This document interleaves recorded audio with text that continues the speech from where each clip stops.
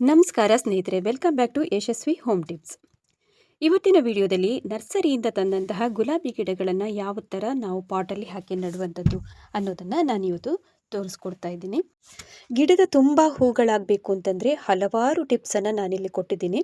Basic ನಮಗೆ initial ಸ್ಟೇಜಲ್ಲಿ ಈ ಥರದನ್ನು ಫಾಲೋ ಮಾಡಿದ್ರೆ ಗಿಡದಲ್ಲಿ ಫುಲ್ಲು ಹೂಗಳಾಗುತ್ತೆ. ಬನ್ನಿ ಹಾಗಾದರೆ ಹೇಗೆ ಮಾಡೋದು ಅಂತ ನೋಡ್ಕೊಂಡು ಬರೋಣ. One by one, step by step ನಾನಿಲ್ಲಿ ವಿವರಿಸಿದ್ದೀನಿ. ಈಗ ಇಲ್ಲಿ ಈ ಗಿಡಕ್ಕೆ ಸರಿ ಹೊಂದುವಂತೆ ನಾವು ಸಣ್ಣ, ಅಂದರೆ ತುಂಬ ಸಣ್ಣವೂ ಅಲ್ಲ, ಮೀಡಿಯಮ್ ಸೈಜಿನ ಪಾಟನ್ನು ನಾವು ತಗೊಳ್ಬೇಕು. ನೋಡಿ, ಈ ಥರದ ಪಾಟನ್ನು ನಾನು ತಗೊಂಡಿದ್ದೀನಿ. ಇದರಲ್ಲಿ ಹೋಲ್ಸ್ ಇರಲೇಬೇಕು. ಕಂಪಲ್ಸರಿಯಾಗಿ 2 ಡ್ರೈನ್ ಹೋಲ್ಸನ್ನು ಇಟ್ಕೊಳ್ಬೇಕು. ಹೋಲ್ಸ್ ಇಲ್ಲ ಅಂತಂದರೆ ನಾವು ಬೇರೆಯೇ ಮಾಡ್ಕೊಳ್ಬೇಕಾಗತ್ತೆ, 1-2 ಹೋಲ್ಸನ್ನು. ಈಗ ನಂತರ ಇದಕ್ಕೆ ಈಗ ಡ್ರೈನೇಜ್ ಹೋಲ್ಗೆ ನಾವು ಸರಿಯಾಗಿ ಅದು ಕವರ್ ಆಗಬೇಕು ಅಂತಂದರೆ ನೋಡಿ, ಈ ಥರದ ಸ್ವಲ್ಪ ದೊಡ್ಡಗಿರುವಂತಹ ಕಲ್ಲನ್ನಾದರೂ ತಗೊಳ್ಬೋದು, ಅಥವಾ ನೀವು ಈ ಥರ ಬ್ಲಾಕ್ಸನ್ನಾದರೂ ತಗೊಳ್ಬೋದು. ಸಿಮೆಂಟಿನ ಬ್ಲಾಕ್ಸ್ ಅಂತ ನಾನು ತಗೊಂಡಿದ್ದೀನಿ. ಅಥವಾ ದೊಡ್ಡಕ್ಕಿರುವಂತಹ ಕಲ್ಲು, ಸ್ಟೋನ್ ಬರುತ್ತಲ್ಲ, ಅದನ್ನಾದರೂ ಹಾಕ್ಕೊಳ್ಬೋದು. ಅಥವಾ ಹೆಂಚಿನ ಪೀಸ್ ಬರುತ್ತೆ, ಅದನ್ನು ಕೂಡ ಹಾಕ್ಕೊಳ್ಬೋದು. ನಾನಿಲ್ಲಿ ಕಲ್ಲು ಮತ್ತು ಸಿಮೆಂಟಿನ ಪೀಸನ್ನು ಹಾಕ್ಕೊಂಡಿದ್ದೀನಿ. ಅಡಿ ಭಾಗಕ್ಕೆ ನೋಡಿ, ಈ ಥರ ತುಂಬ ಕವರ್ ಆಗಬಾರ್ದು. ಜಸ್ಟ್ ಒಂದು 5-6 ಪೀಸ್ ಆಗುವಷ್ಟು ಹಾಕಿದರೆ ಸಾಕು. ನೆಕ್ಸ್ಟ್ ಇಲ್ಲಿ ಪಾಟಿಂಗ್ ಮಿಕ್ಸ್, ಅಂದರೆ ಮಣ್ಣು ಮತ್ತು ಮರಳನ್ನು ತಗೊಳ್ಬೇಕಿಲ್ಲಿ. ಇದು ನಾರ್ಮಲ್ ಆಗಿರುವಂತಹ ನಮ್ಮ ಗಾರ್ಡನ್ ಸಾಯಿಲ್, ಅದನ್ನು ಹಾಕ್ಕೊಳ್ಬೋದು. ಅಥವಾ ಮನೆಯಲ್ಲಿ ಯಾವ ನಿಮ್ಮ ಸೈಡಲ್ಲೆಲ್ಲ ಮಣ್ಣಿರುತ್ತಲ್ಲ, ಅದನ್ನು ಕೂಡ ಹಾಕ್ಕೊಳ್ಬೋದು. ಇಲ್ಲಿ ನಾನು ರೇಷು ಎಷ್ಟು ತಗೊಂಡಿದ್ದೀನಿ ಅಂತಂದರೆ, ಈಗ 3 ಭಾಗದಷ್ಟು ಮಣ್ಣನ್ನು ತಗೊಂಡ್ರೆ 1/4 ಭಾಗದಷ್ಟು ನಾವು ಮರಳನ್ನು ತಗೊಳ್ಬೇಕು. ನೆಕ್ಸ್ಟ್ ಒಂದು ಸೀಕ್ರೆಟ್ ಇಂಗ್ರೀಡಿಯೆಂಟ್ಸನ್ನು ನಾನಿಲ್ಲಿ ಹೇಳ್ತೀನಿ. ಇದು ಗೊಬ್ಬರದ ಬದಲಾಗಿ ನಾನು ಬಳಸುವಂತಹ ಈಗ ಟೀ ಡಿಕಾಕ್ಷನನ್ನು ಮಾಡಿ ಉಳಿದಿರತ್ತಲ್ಲ ಈ ಪುಡಿ, ಅದನ್ನು ಹಾಕ್ಕೊಳ್ಬೇಕು ಇದಕ್ಕೆ. ಈ ಮಣ್ಣು ಮತ್ತು ಮರಳಿನ ಒಟ್ಟಿಗೆ ಇದನ್ನೇ ಮಿಕ್ಸ್ ಮಾಡಿದರೆ ಸಾಕು. ಬೇರಿನ್ನೇನನ್ನೂ ಗೊಬ್ಬರವನ್ನು ಹಾಕ್ಕೊಳ್ಳುವಂತಹ ಅವಶ್ಯಕತೆ ಇಲ್ಲ. ಈಗ ಇದನ್ನು ಸರಿಯಾಗಿ ಒಮ್ಮೆ ಒಂದು ಬಿಸಿಲಲ್ಲಾದರೂ ಒಣಗಿಸಬೇಕು. ಅಥವಾ ನೀವು ಹಸಿದೇ ಹಾಕ್ತೀರಿ ಅಂತಂದರೆ ಹಾಗೂ ಕೂಡ ಮಾಡ್ಕೊಳ್ಬೋದು. ಬಟ್ ನಾವು ಟೀಯನ್ನು ಸರಿಯಾಗಿ ಕುದಿಸಿರಬೇಕು. ನೀರಲ್ಲಿ ಕುದಿಸಿದ ನಂತರ ಡಿಕಾಕ್ಷನನ್ನು, ಈ ಪುಡಿಯನ್ನು ಇದಕ್ಕೆ ಮಿಕ್ಸ್ ಮಾಡ್ಕೊಳ್ಬೇಕು. ಯಾವುದೇ ಕಾರಣಕ್ಕೂ ಅದರಲ್ಲಿ ಸ್ವಲ್ಪನೂ ಟೀಯ ಅದರದ್ದು ಅಂಶ ಎಲ್ಲ ಇರಬಾರ್ದು. ಈಗ ಟೀ ಪುಡಿಯನ್ನು ಇದಕ್ಕೆ ಹಾಕಿ ಆದ ನಂತರ ಮಣ್ಣು, ಮರಳು ಮತ್ತು ಟೀ ಪುಡಿ ಇವಿಷ್ಟನ್ನು ಕೂಡ ಸರಿಯಾಗಿ ಮಿಕ್ಸ್ ಮಾಡ್ಕೊಳ್ಬೇಕು. ನಾನಿಲ್ಲಿ ಇವತ್ತು 3 ಗುಲಾಬಿ ಗಿಡಗಳನ್ನು ನೆಡುವಷ್ಟು ಮಣ್ಣು ಮತ್ತು ಮರಳು, ಆಮೇಲೆ ಟೀ ಪುಡಿಯನ್ನು ತಗೊಂಡಿದ್ದೀನಿ. 10-12 ಸ್ಪೂನ್ ಆಗುವಷ್ಟು ಟೀ ಪುಡಿಯನ್ನು ನಾನಿಲ್ಲಿ ಕುದಿಸಿ ಅದರ ಟೀ ಡಿಕಾಕ್ಷನನ್ನು, ಪುಡಿಯನ್ನು ಒಣಗಿಸಿ ಹಾಕ್ಕೊಂಡಿದ್ದೀನಿ. ಈಗ ಸರಿಯಾಗಿ ಮಿಕ್ಸ್ ಮಾಡ್ಕೊಂಡಿದ್ದೀನಿ. ಮಿಕ್ಸ್ ಮಾಡಿ ಆದ ನಂತರ ನಾವೀಗ ನೆಕ್ಸ್ಟ್ ಪ್ರೋಸೆಸ್ಸಿಗೆ ಹೋಗೋಣ. ಇದು ಮಿಕ್ಸ್ ಮಾಡಿದಂತಹ ಮಣ್ಣು ಸೈಡಲ್ಲಿ ಇರಲಿ. ನೆಕ್ಸ್ಟ್ ಈಗ ಪಾಟನ್ನು ತಗೊಂಡು ಅದಕ್ಕೆ ಬೊಗಸೆಯಷ್ಟು ಮಣ್ಣನ್ನು ಹಾಕಿದರೆ ಸಾಕು. ಈಗ ಅಡಿ ಭಾಗಕ್ಕೆ ನೋಡಿ, 2 ಕೈಯಲ್ಲಿ ನೋಡಿ ಈ ಥರ ಬೊಗಸೆ ಮಾಡಿಕೊಂಡು ಇಷ್ಟೇ ಮಣ್ಣನ್ನು ಹಾಕ್ಕೊಳ್ಬೇಕು ಅಡಿ ಭಾಗದಲ್ಲಿ. ಅದಕ್ಕಿಂತ ಜಾಸ್ತಿ ಮಣ್ಣನ್ನು ಹಾಕೋದಕ್ಕೆ ಹೋಗಬೇಡಿ. ಮಣ್ಣು ಹಾಕಿದಂತಹ ಪಾಟನ್ನು ಒಂದು ಸೈಡಲ್ಲಿ ಇಡೋಣ. ನೆಕ್ಸ್ಟ್ ಈಗ ನರ್ಸರಿಯಿಂದ ತಂದಂತಹ ಗಿಡವನ್ನು ನಾವೀಗ ಆದಷ್ಟು ಕೇರ್ಫುಲ್ಲಾಗಿ ಇದರ ಹೊರಗಡೆಯ ಕವರ್ ಇದೆಯಲ್ಲ, ಪ್ಲಾಸ್ಟಿಕ್ ಕವರ್, ಅದನ್ನು ಬ್ಲೇಡಲ್ಲಿ ಹೀಗೆ ಮಾಡಿ ತೆಗಿಬೇಕು. ಸ್ವಲ್ಪನೂ ಬೇರಿಗೆಲ್ಲ ಹಾರ್ಮ್ ಆಗಬಾರ್ದು. ಆ ಥರನೇ ನಾವು ಜಾಗ್ರತೆಯಿಂದ ತೆಕ್ಕೊಳ್ಬೇಕಾಗತ್ತೆ. ನೋಡ್ಬೋದು ನೀವು, ನೀವು ಅದನ್ನು ಬಿಡಿಸ್ಕೊಳ್ಬೇಕು ಪ್ಲಾಸ್ಟಿಕ್ಕನ್ನು. ಆವಾಗ ಅದು ಹೊರಗಡೆ ನಿಮಗೆ ತೆಗೆಯೋದಕ್ಕೆ ಸುಲಭ ಆಗುತ್ತೆ. ಈ ಪ್ರೋಸೆಸ್ ಮಾಡೋದಕ್ಕಿಂತ ಮುಂಚೆ 1 ಗಂಟೆ ಮೊದಲು ನಾವು ಚೆನ್ನಾಗಿ ನೀರನ್ನು ಹಾಕ್ಕೊಂಡಿರಬೇಕಾಗತ್ತೆ. ಆಮೇಲೆ ನಿಮಗೆ ಪಾಟಲ್ಲಿ ನೆಡಬೇಕಾದ್ರೂ ಕೂಡ ತುಂಬ ಸುಲಭವಾಗಿ ಈ ಹೂವಿನ ಗಿಡಗಳನ್ನು ನೆಡಬಹುದು. ಗಿಡದಲ್ಲಿ ತುಂಬ ನೀರಿನ ಅಂಶನೂ ಇರಬಾರ್ದು, ಹಾಗಂತ ಕಡಿಮೆನೂ ಇರಬಾರ್ದು. ಆದಷ್ಟು ಒಂದು ಹದ ಮಟ್ಟಿಗೆ ನೀರನ್ನು ನಾವಿದರಲ್ಲಿ ಗಿಡದಲ್ಲಿ ಇಟ್ಟಿರಬೇಕು. ಈಗ ಪ್ಲಾಸ್ಟಿಕ್ ಕವರನ್ನು ಹೊರಗಡೆಯದ್ದು ತೆಗೆದಿದ್ದೀನಿ. ನೆಕ್ಸ್ಟ್ ಪ್ರೋಸೆಸ್ಸಿಗೆ ನಾವು ಹೋಗೋಣ. ನಾವೀಗ ನರ್ಸರಿಯಿಂದ ಪ್ರತಿಯೊಂದು ಗಿಡವನ್ನು ತಂದಿರ್ತೀವಲ್ಲ, ನೀವೀಗ ಅದರಲ್ಲಿ ಮಣ್ಣು ಎಷ್ಟಿದೆ ಅಥವಾ ಬೇರಿನ ಅಂಶ ಎಷ್ಟು ಬಿಟ್ಕೊಂಡಿದೆ ಅಂತೆಲ್ಲ ಗಮನಿಸ್ಬೋದು. ನೋಡ್ತಿರ್ಬೋದು ನೀವೀಗ ಮೇಲಿನ ಭಾಗದಲ್ಲಿರುವಂತಹ ಮಣ್ಣನ್ನು ನಾನು ತೆಗಿತಾ ಇದ್ದೀನಿ. ಆ ಭಾಗದಲ್ಲಿ ಬೇರಿನ ಅಂಶ ಒಂದು ಸ್ವಲ್ಪನೂ ಇಲ್ಲ. ಅವೆಲ್ಲವನ್ನು ನಾವೀಗ ಆ ಗಿಡದಿಂದ ಬೇರೆ ಮಾಡ್ಕೊಳ್ಬೇಕು. ಈಗ ನರ್ಸರಿಯ ವಾತಾವರಣಕ್ಕೆ ಅವರು ಆ ಮಣ್ಣನ್ನು ಹಾಕಿರ್ತಾರೆ. ಕೆಮಿಕಲಿಂದನೂ ಅದನ್ನು ಬೆಳೆಸಿರ್ಬೋದು, ಅಥವಾ ಅದು ಹೇಗೋ ಏನು ಎತ್ತೋ ನಮಗೆ ಗೊತ್ತಾಗಲ್ಲ. ಬಟ್ ನಮಗೆ ಮನೆಯ ವಾತಾವರಣದಲ್ಲಿ ನಮ್ಮ ಮನೆಯ ಮಣ್ಣಲ್ಲಿ ಬೆಳಿಬೇಕು ಅಂತಂದರೆ ನಾವು ನರ್ಸರಿಯ ಮಣ್ಣನ್ನು ಯೂಸ್ ಮಾಡುವಂಗೆ ಇಲ್ಲ. ಅದಕ್ಕಾಗಿ ಕಂಪ್ಲೀಟಾಗಿ ಆ ಮಣ್ಣಿನಿಂದ ಗಿಡವನ್ನು ಸಪ್ರೇಟಾಗಿ ಮಾಡಿಕೊಳ್ಬೇಕು. ಬೇರಿಗೆಲ್ಲ ಹಾನಿ ಆಗಬಾರ್ದು. ನಾನು ಮೊದಲಿಗೆ ಹೇಳಿದಂತೆ ನೋಡಿ, ನೀರಿನ ಅಂಶ ಅದರಲ್ಲಿ ಒಂದಷ್ಟು ಇರಬೇಕು. ಅಂದರೆ ತುಂಬ ನೀರು ಅಲ್ಲ, ಸಾಮಾನ್ಯ ನಿಮಗೆ ಗೊತ್ತಾಗತ್ತಲ್ಲ, ಡ್ರೈಯೂ ಅಲ್ಲ, ಅಷ್ಟರ ಮಟ್ಟಿಗೆ ನೀರನ್ನು ನೋಡಿ. ಕೈಯಿಂದ ನಾನೀಗ ಪ್ರೆಸ್ ಮಾಡ್ತಾ ಇದ್ದೀನಿ ನೋಡಿ, ಯಾವ ಥರ ಮಣ್ಣು ಬಿಟ್ಕೊಳ್ಳುತ್ತೆ ಅಂತ ನೋಡ್ಬೋದು. ಲೈಟಾಗಿ ಪ್ರೆಸ್ ಮಾಡಿ, ಬೇರು ಕಾಣಬೇಕು ನಮಗೆ, ಚೆನ್ನಾಗಿ ಅದು ಗೋಚರ ಆಗಬೇಕು. ಬರೀ ಮಣ್ಣನ್ನು ಮಾತ್ರ ತೆಗೆದ್ರೆ ಆಯಿತು. ನೋಡ್ತಿರ್ಬೋದು ನೀವೀಗ. ಕಂಪ್ಲೀಟಾಗಿ ಮಣ್ಣನ್ನು ತೆಗೆಯೋದಕ್ಕೆ ಹೋಗಬಾರ್ದು. ಮೇಯ್ನ್ ಅದರ ಬೇರನ್ನು ಹಾಗೇ ಬಿಡಬೇಕು. ಸೈಡಲ್ಲೆಲ್ಲ ಬೇರು, ಸಣ್ಣ ಸಣ್ಣ ಬೇರುಗಳೆಲ್ಲ ಇರುತ್ತಲ್ಲ, ಆ ಮಣ್ಣನ್ನೆಲ್ಲ ನಾವು ಹೀಗೆ ತೆಕ್ಕೊಳ್ಬೇಕು. ಅರ್ಧ ಭಾಗದಷ್ಟು ನಾವು ಮಣ್ಣನ್ನು ಬಿಟ್ಟರೆ ಸಾಕು. ಅಷ್ಟಾದ ನಂತರ ನಾವು ಅದನ್ನು ಪಾಟಿಗೆ ಹಾಕಿದಾಗ ತುಂಬ ಚೆನ್ನಾಗಿ ಹೂಗಳು ಕೂಡ ಬಿಡುತ್ತೆ. ಆಮೇಲೆ ಗಿಡ ಕೂಡ ಹುಲುಸಾಗಿ, ಅಂದರೆ ಹೆಲ್ದಿಯಾಗಿ ಕೂಡ ಬೆಳೆಯುತ್ತೆ. ಇನ್ನು ಈ ಕಾಶ್ಮೀರಿ ರೋಸ್ ಗಿಡ, ಇದು ಗ್ರಾಫ್ಟೆಡ್ ಅಲ್ಲ, ಜಸ್ಟ್ ಅದು ಪ್ಲ್ಯಾಂಟ್ ಮಾಡಿರೋದು, ಕಟ್ಟಿಂಗ್ಸಿಂದಾನೇ ಮಾಡಿರುವಂಥದ್ದು. ಹಾಗಾಗಿ ನಮಗೆ ಬೇಸ್ ಪ್ಲ್ಯಾಂಟ್ ಅಂತ ಏನೂ ಇರೋದಿಲ್ಲ. ಹಾಗಾಗಿ ನಾವು ಈ ಥರ ಬೇರನ್ನು ತುಂಬ ಕಾಣ್ಬೋದು ಇದರಲ್ಲಿ. ಈಗ ಸರಿಯಾಗಿ ಅರ್ಧ ಭಾಗದಷ್ಟು ಮಣ್ಣು ಇದೆಯಷ್ಟೇ. ಇಷ್ಟನ್ನು ನಾವಿನ್ನೀಗ ಪಾಟಲ್ಲಿ ಗಿಡವನ್ನು ನೆಡಬಹುದು.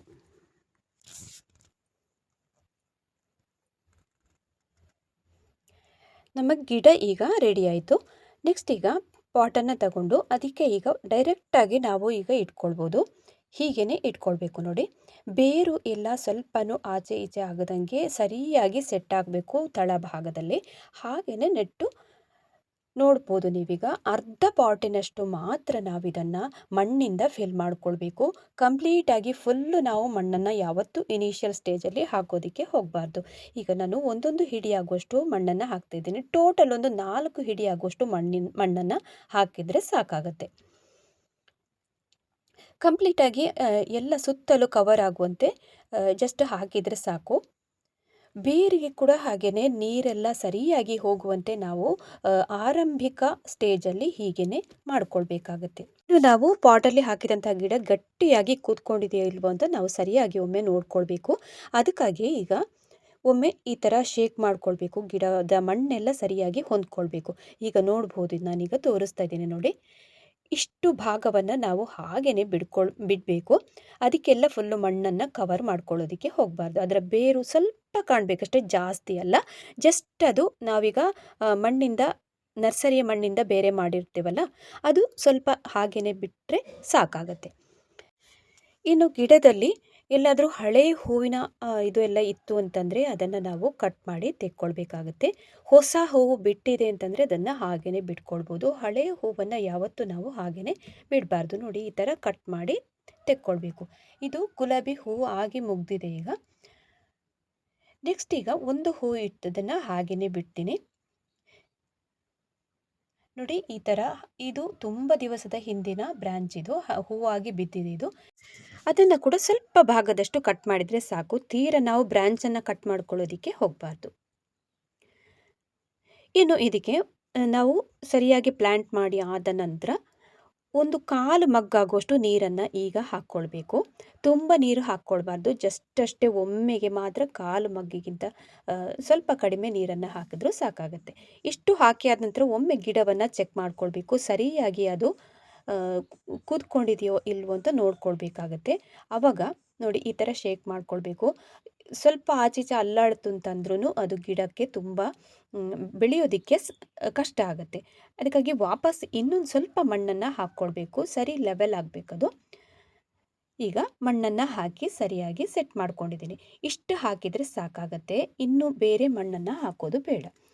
ಇನ್ನು ದಿವಸಕ್ಕೊಮ್ಮೆ ಇದಕ್ಕೆ ನೀರನ್ನು ಹಾಕ್ಕೊಳ್ಳೋದಕ್ಕೆ ಹೋಗಬಾರ್ದು. ಗುಲಾಬಿ ಗಿಡಕ್ಕೆಲ್ಲ ನಾವು ಮುಟ್ಟಿ ನೋಡ್ಕೊಳ್ಬೇಕಾಗತ್ತೆ. ಅದು ಡ್ರೈ ಆಗಿದೆ, ಮಣ್ಣು ಸರಿಯಾಗಿ ಒಣಗಿದೆ ಅಂತ ಅಂದಾಗ ಮಾತ್ರ ನಾವು ನೀರನ್ನು ಹಾಕ್ಕೊಳ್ಬೇಕು. ನೆಕ್ಸ್ಟ್ ಇಲ್ಲಿ ಇನ್ನೊಂದು ಗಿಡವನ್ನು ತೋರಿಸ್ತಾ ಇದ್ದೀನಿ. ನರ್ಸರಿಯಿಂದಲೇ ತಂದಿರುವಂತಹ ಗಿಡ. ಇದು ಬೇಸ್ ಪ್ಲ್ಯಾಂಟಿಂದ ನೋಡ್ಬೋದು ನೀವು ಯಾವ ಥರ ಚಿಗುರಿ ಬಂದಿದೆ ಅಂತ. ಇದನ್ನು ಹೇಗೆ ರಿಮೂವ್ ಮಾಡೋದು, ಆಮೇಲೆ ಗ್ರಾಫ್ಟೆಡ್ ಅಥವಾ ಬಡ್ಡಿಂಗ್ ಆಗಿರುವಂತಹ ಪೋರ್ಷನನ್ನು ನಾವು ಯಾವ ಥರ ರಕ್ಷಣೆ ಮಾಡೋದು ಅಂತ ಇವತ್ತಿನ ವಿಡಿಯೋದಲ್ಲಿ ನೋಡ್ಕೊಂಡು ಬರೋಣ. ಈಗ ಹೊರಗಡೆ ಪ್ಲಾಸ್ಟಿಕ್ ಕವರನ್ನು ರಿಮೂವ್ ಮಾಡಿ ಆದ ನಂತರ ಆಗಲೇ ನಾನು ಹೇಳಿದಂತೆ ಬೇರಿಗೆಲ್ಲ ಒಂದು ಸ್ವಲ್ಪನೂ ಡ್ಯಾಮೇಜ್ ಆಗಬಾರ್ದು, ಆ ಥರ ತೆಗಿಬೇಕು. ಇನ್ನು ನೆಕ್ಸ್ಟು ಅದರ ಮಣ್ಣು ಆಗಲೇ ಪುಡಿ ಆಯಿತು ನೋಡಿ, ತೊಂದರೆ ಇಲ್ಲ, ಪರವಾಗಿಲ್ಲ. ನೀವು ಅದು ಮಣ್ಣು ಹೋಗಲೇಬೇಕಾಗುತ್ತೆ, ನಾವೀಗ ತೆಗಿಬೇಕು.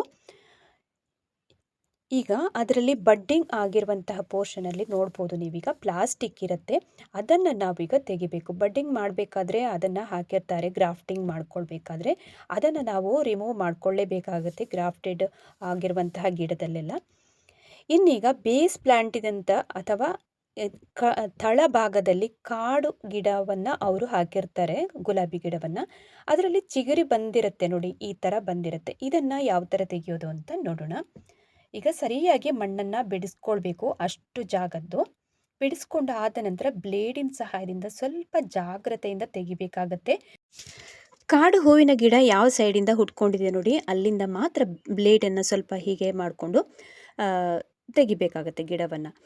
ತುಂಬ ಹುಷಾರಾಗಿ ತೆಗಿಬೇಕು. ನಾವು ಗ್ರಾಫ್ಟೆಡ್ ಆಗಿರುವಂತಹ ಪೋರ್ಷನಿಗೆ ಸ್ವಲ್ಪನೂ ಡ್ಯಾಮೇಜ್ ಆಗಬಾರ್ದು, ಆ ಥರ ಹುಷಾರಾಗಿ ಇದನ್ನು ಬೆಳೆಸ್ಕೊಳ್ಬೇಕು.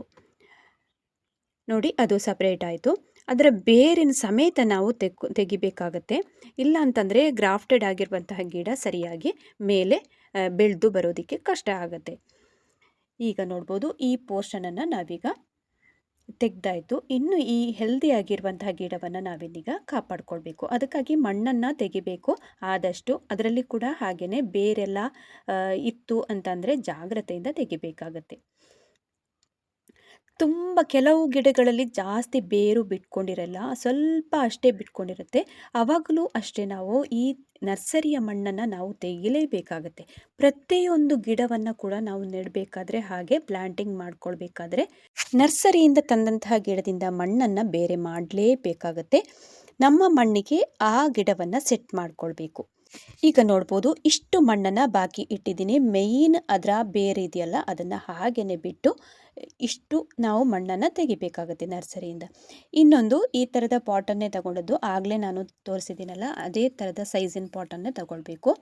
ತಗೊಂಡಾದ ನಂತರ ಇಲ್ಲಿ ಅಡಿ ಭಾಗಕ್ಕೆ ನಾನೀಗ ದೊಡ್ಡ ಕಲ್ಲನ್ನು ಹಾಕ್ಕೊಳ್ತಾ ಇದ್ದೀನಿ.